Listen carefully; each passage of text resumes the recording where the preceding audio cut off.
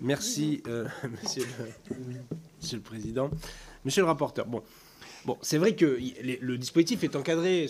Tout ce que vous avez raconté est vrai, factuel, etc. Non, mais je veux dire, c'était déjà le cas sur le terrorisme et on y était déjà opposé, à la fois pour des questions de philosophie. Ça a été rappelé par ma collègue Elisa Martin sur le fait qu'on soit dans une suspicion par principe. Et c'est ça le principe de on déploie le filet et on attend de voir ce qui se passe. Sur la collecte des données, c'est un peu différent. C'est vrai que... Alors, évidemment, l'algorithme, il collecte les données et il relâche ce qui n'a pas hité, comme vous avez dit, monsieur le rapporteur, ce qui n'a pas matché. Mais par contre, il collecte et il enregistre tout ce qui a matché pour une analyse après plus approfondie sur... Bah oui, mais d'accord, sauf qu'il collecte des données. Des données qui, a priori, sont sur un filet assez large, évidemment, parce que vous ne pouvez pas mettre juste un seul mot-clé, comme vous l'avez dit, on peut mettre le mot cocaïne et puis c'est bon, on va trouver tout le monde. Non, c'est pas comme ça que ça marche.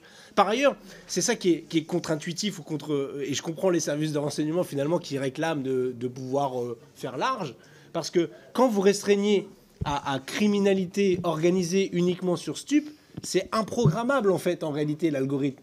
Parce qu'il ne va pas distinguer ce qui est du domaine criminel ou délictuel. Il va juste vérifier qu'il y a des gens, si on parle de stupéfiants ou pas. Et il ne pourra pas savoir, a priori, le quantum de peine, donc si on est dans le délictuel ou le criminel. Donc en plus, c'est inopérant en tant que tel. De toute façon, on va s'opposer à l'article, quoi qu'il en soit. Vous l'aurez bien compris.